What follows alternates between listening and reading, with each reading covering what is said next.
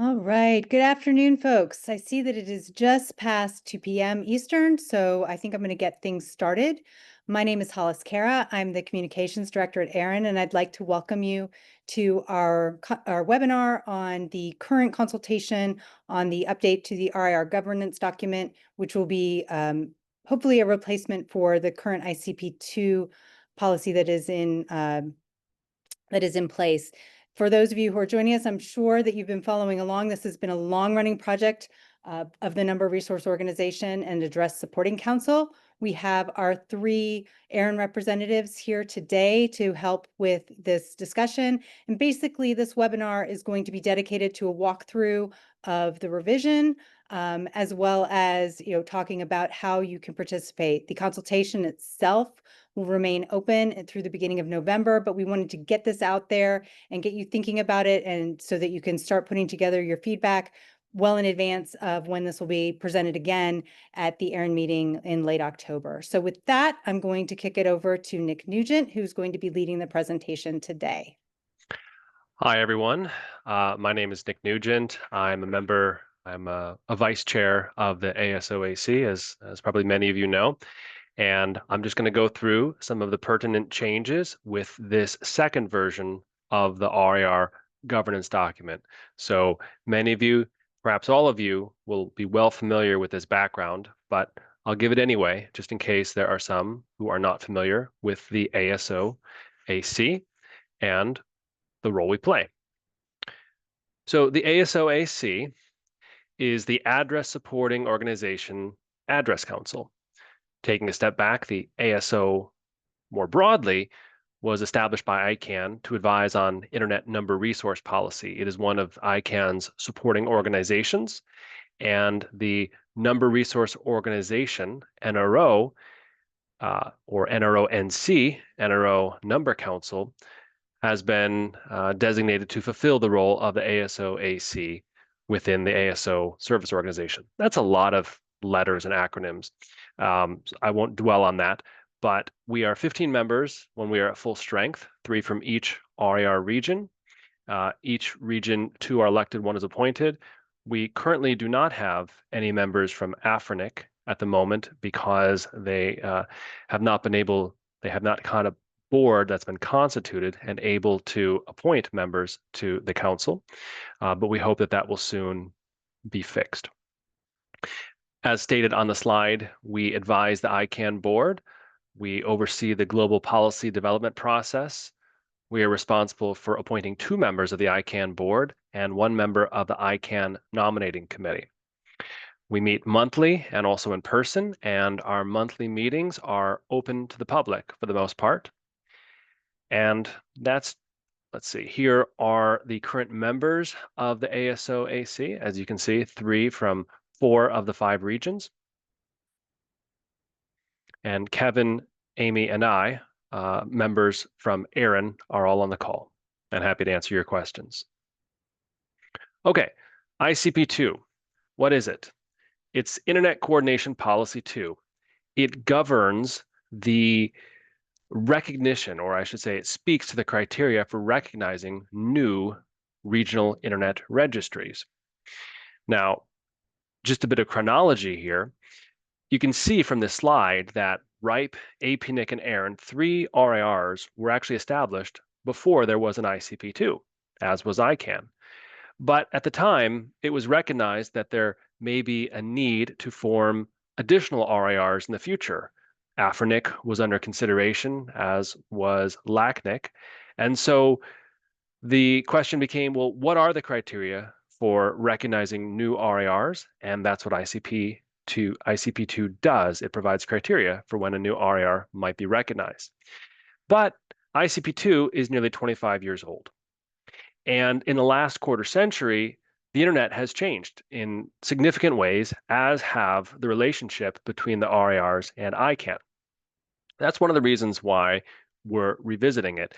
The other reason, primary reason that is that ICP-2 is primarily directed to criteria for recognizing new RIRs, whereas the ongoing responsibilities of RIRs after they've been recognized, we think they're implicit in ICP-2, but we think it's important to make them explicit. And if an RIR should cease to comply with its ongoing responsibilities, there needs to be some mechanism for derecognizing the RIR.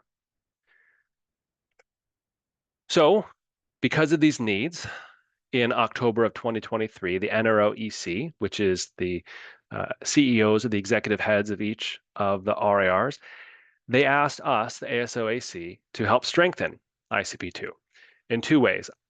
First was to create a set of implementation procedures around the current ICP-2, which is, okay, this is a document out there. Now, how do we operationalize it? For example, if there is a need to derecognize an RIR that's not fulfilling its obligations. And second, let's revise ICP-2 itself to make the requirements more explicit, to provide for derecognition, and just make it better. Can we do that?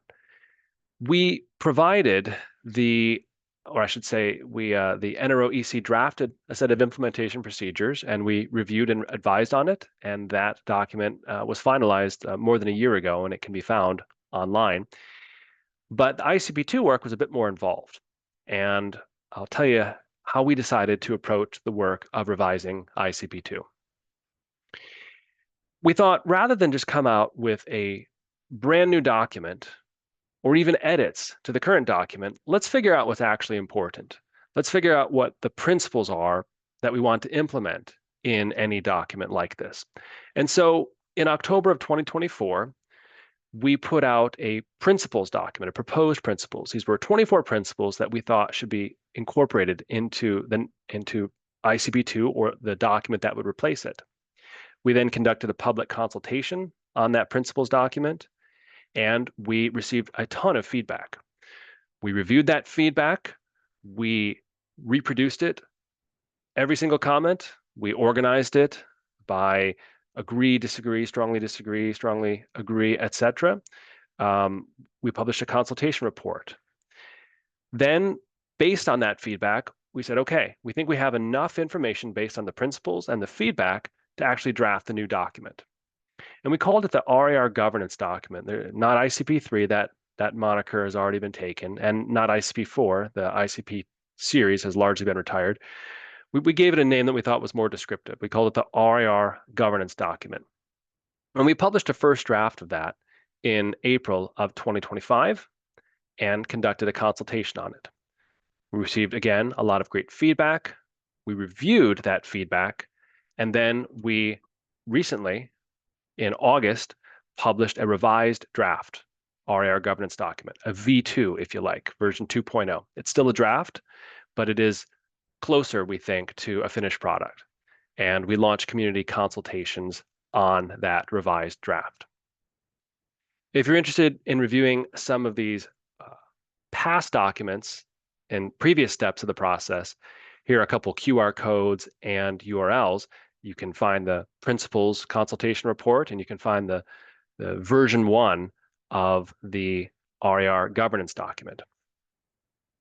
This slide also shows where we are in the overall process. You can see 5 of these steps are grayed out, which means we've completed them. And now we're on the second public comment on the draft. After that, we hope to provide a final draft in the 4th quarter of this year, and final consultation or review, perhaps not a consultation, but a final publication of the document. And of course, if any comments come in, we'll certainly consider them at the end of this year. And then there will hopefully, if all goes well, be an approval and adoption of the document by ICANN and by the RIRs. So that's just a high-level overview of the process. Let's now get into the document itself. Again, the full title is the Governance Document for the Recognition, Operation, and Derecognition of Regional Internet Registries. Just rolls off the tongue. So for short, we call it the RIR Governance Document, or sometimes even just the document or the governance document. Now, one thing that we thought would be helpful, and we did promise this, was, okay, we published a version 1, now we're publishing a version 2, what's different? So we provided a couple documents here. We provided a red line. All of the text that was removed is in strikeout text, red, and the text that was added is in blue. So you can really see a faithful diff or delta or red line, however you want to characterize the document. That's the first link. But we also provided, and we probably need to more widely publicize this second document, but we provided what we call the rationale document or the summary document. And that is, okay, well, that's fine to review red lines, but like, tell me, what's changed? And so the second document is topical. We just provided a qualitative summary of here specific topics, here's what we changed, and here's why. And we talked about the feedback that we received that motivated, informed some of those changes. And we also talked about some of the suggestions we got that we decided not to implement. It's not exhaustive. It doesn't cover every last change or every last comment that we did not act on, but it's a pretty good topical document that should give a more summary fashion treatment of why we made the changes we made. And then there's just an FAQ URL at the bottom. Okay, so the version 2 of the document has been published. You can find it using these links, and it's already in the consultation. The consultation will run, has been running since August 28th and will run until November 7th. So that's a high-level overview of where we are and what we've done. Now, you can read the documents yourselves, of course, and I don't think anything I say here will be anything above and beyond what's said in those documents, but the purpose of this webinar is just to talk about them live. And so I'm going to go over some of the changes we made between version 1 and version 2. I don't know if I'll read these all just because I'm going to dive into them in more detail, but some of the key changes, again, we're not discussing every single small change, but some of the key changes, and we slightly changed the title, we expanded the preamble, we referenced an implementation procedures document, and again, I'll talk about all these in more detail. I know I'm going through them a little bit quickly right now.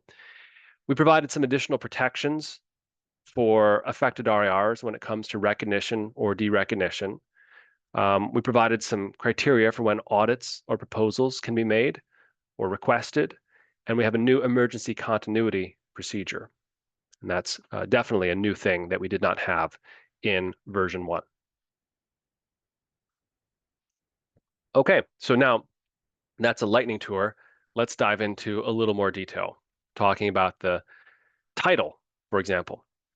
Not a very interesting subject, but we did change the title. It's still not an amazing title. It's not something that rolls off the tongue, but we replaced the word maintenance with operation just because we thought that it better described the nature of operational requirements in the document. So very small change to the title of the document. We beefed up the preamble a bit. We received some good feedback that we needed to set the context a bit more in the preamble. We needed to define what the document's goals and purposes were.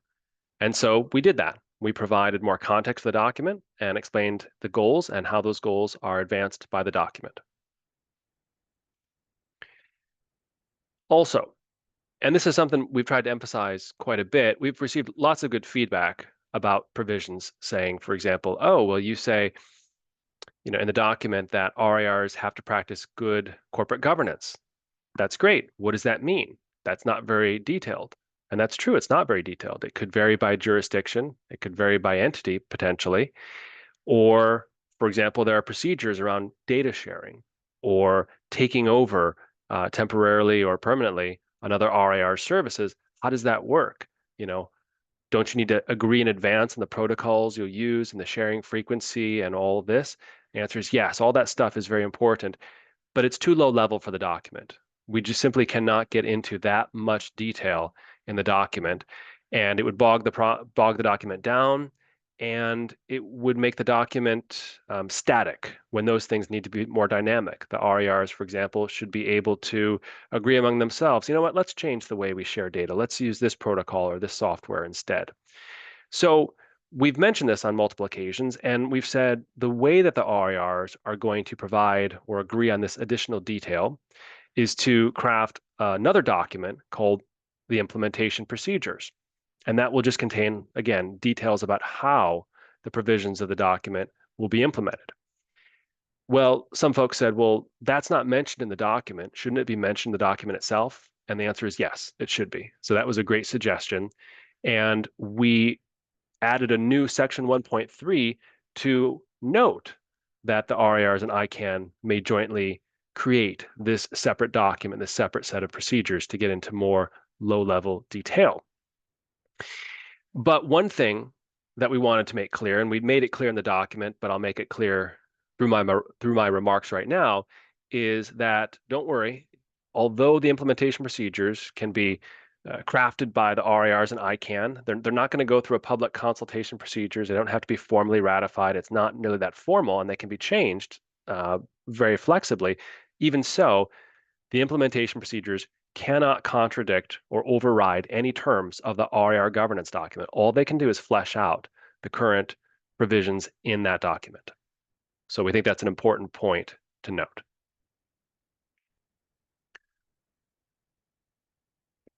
Okay, next, looking at recognition and derecognition. So there was a lot of discussion about this, both in the comments and when we met as a body to discuss those comments. The first draft of the document said a new RIR can be recognized only if all of the existing RIRs unanimously support recognizing the new RIR. Also, ICANN has to support it as well, but all the RIRs have to support it unanimously. And there was concern that there could be a single RIR that could object to recognizing a new RIR for inadequate or illegitimate reasons. This was tricky because on the one hand, it's tempting to want to fix that by just saying, okay, well then it doesn't have to be unanimous. It's majority or supermajority or all -1. But the problem is that once a new RIR is recognized, it's a one-to-many or many-to-many set of relationships that are formed. Each RIR has to form essentially a type of business relationship with a new RIR. They have to work closely together. And it's possible, we're not saying it's likely, but it is possible that it could be illegal for an existing RIR to work with a newly recognized RIR. So we wouldn't want a situation where all the other RIRs foist that business relationship on an existing RIR and put it in a difficult position of having to violate the law or not work at all with a new RIR. So we provided a mechanism to sort of bring out those possibilities that if there is if the RIRs do not recommend recognizing the new RIR, the candidate RIR can ask ICANN to appoint an independent third party to review the proposal and to evaluate it. And if that independent third party determines after a certain amount of process that I'm not going into all the details here, that a single RIR is holding out for reasons that are inadequate or illegitimate, then there is a possibility that the new candidate RIR could be recognized over the objections of the dissenting RIR. So it's neither unanimous, well, it's default unanimous, but there is a mechanism to make it unanimous -1 under certain narrow conditions. So that's how we tried to thread that needle. I know I've said a lot of words for just a single slide.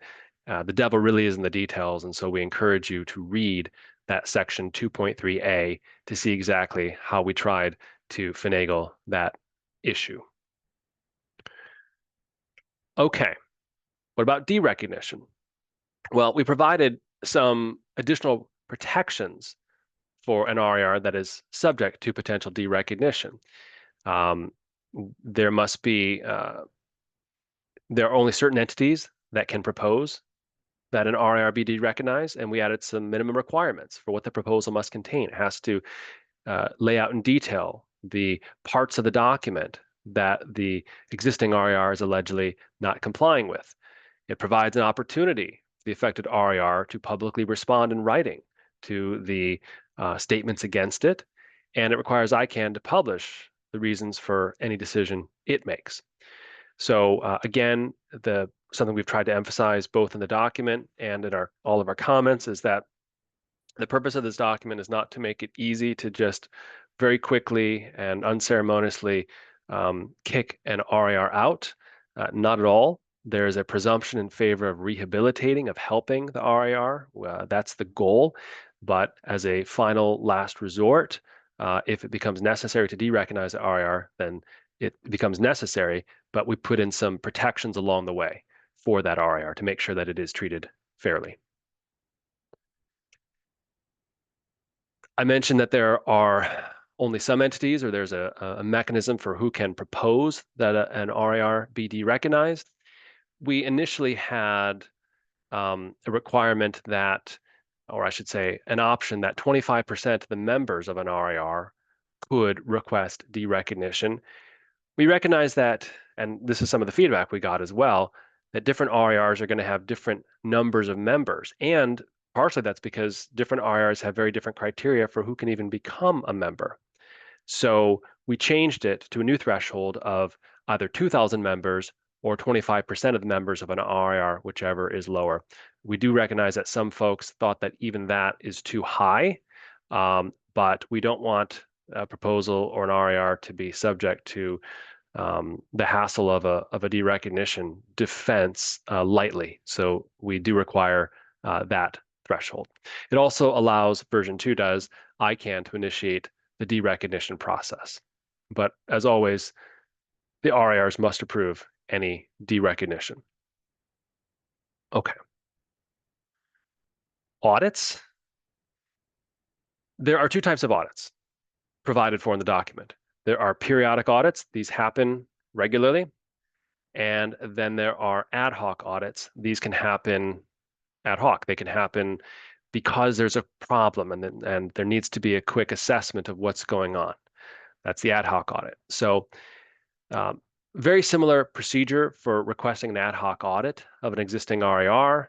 The other RIRs, by majority decision, can request that. That is a slight change from the version 1, which required unanimity among the other RIRs. This only requires majority decision. And we think that's justified because it's not derecognizing the RIR. This is just requesting an audit.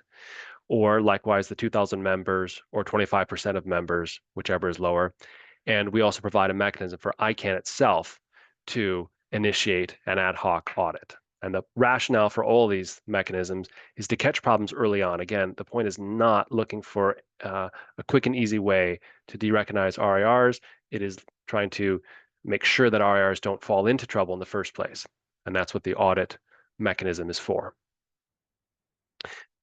Again, ad hoc audits are as needed. Periodic audits are as a matter of course. We previously specified, okay, RIRs have to undergo periodic audits, and we kind of punted that detail for the implementation procedures. But now we thought, we need to be more explicit here. We need to make sure that this happens with regularity. And the new document says that they must be audited. Each RIR must be audited at least once every 3 years. Okay, emergency continuity. One of the things that was suggested is that, or one of the potential issues that was identified is, what happens if an RIR experiences some type of event? Let's say it's a force majeure event, a natural disaster, a strike, a war, who knows, an act of God. And they can't provide RIR services as a result. Would it be, under the current document, or the V1 document, the only real option was to initiate derecognition procedures against the RIR, but it might be entirely not that RIR's fault, and it might be temporary. And so that didn't provide enough flexibility in dealing with those types of situations. So the version 2 of this document has this new Article 6, I believe it's Article 6, that provides for an emergency continuity. And what it is it's a mechanism to temporarily transfer an RIR's responsibilities to an emergency operator. This is time limited. It must be publicly justified. In fact, I believe it can only happen for 90 days. Now, it can be renewed for another 90 days, but each renewal has to go through the same procedures. Those procedures include unanimous agreement of the other RIRs and ICANN, and public consultation quickly following the decision to temporarily transfer to an emergency operator. That emergency operator could be a third party entirely, or it could be another RIR. That is something that will be fleshed out in the implementation procedures. Again, there are some protections to make sure that the emergency continuity procedure does not become an end run around the derecognition, the harder derecognition process. ICANN has to publish the rationale and scope of the emergency continuity, has to initiate a community engagement process as soon as possible. The emergency continuity can last only 90 days unless it's renewed. And afterward, there has to be a post-event review complete with publishing a report, providing mechanisms for the community to provide feedback and the like. Okay, and then these are just a few miscellaneous provisions. Some of them are important, but didn't know how to lump them in any broader category other than to say miscellaneous. Rectification. What does rectification mean? It means this. Suppose that the governance document is amended in the future or even enacted in the first place. And there are some RIRs that are immediately non-compliant because the new document says, hey, you must do this. And one or more RIRs say, well, we don't currently do that. Are we non-compliant? Are we going to be subject to potential derecognition?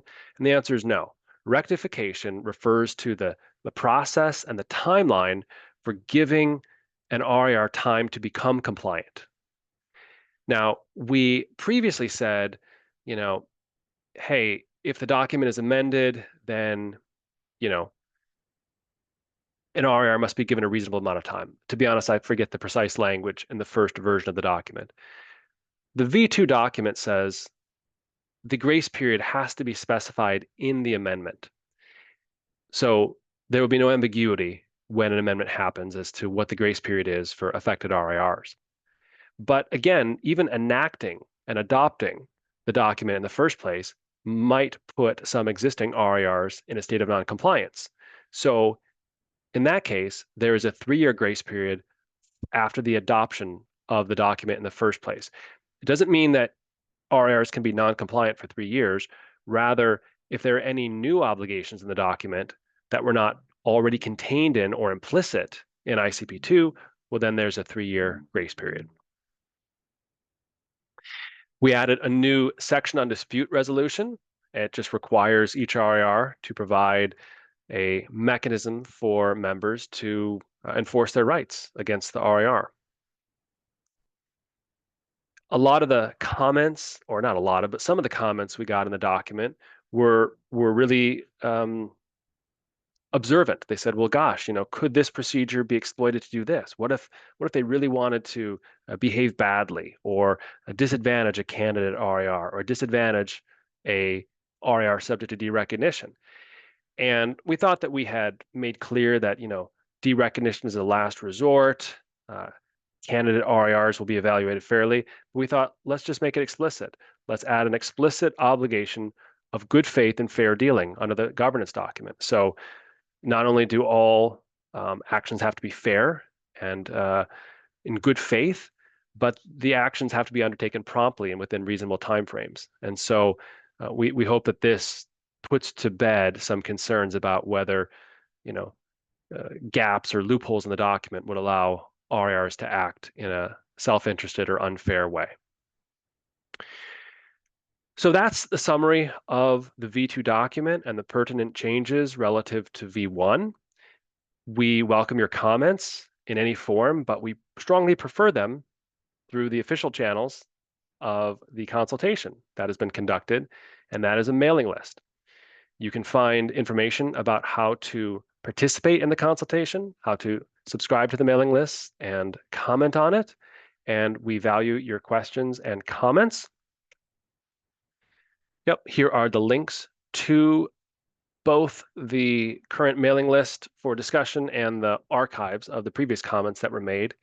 And there will be a additional 1-hour presentation on the document at ARIN 56 on the 31st of October. And with that, I and my colleagues are happy to answer any questions you have.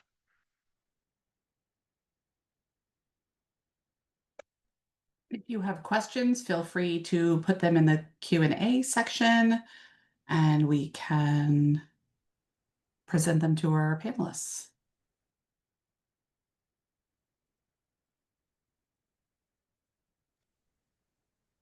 Looks like it's clear as can be because there are no questions, Nick. Because everybody loves the document and thinks it's perfect and we won't have to make any changes. Okay, maybe not.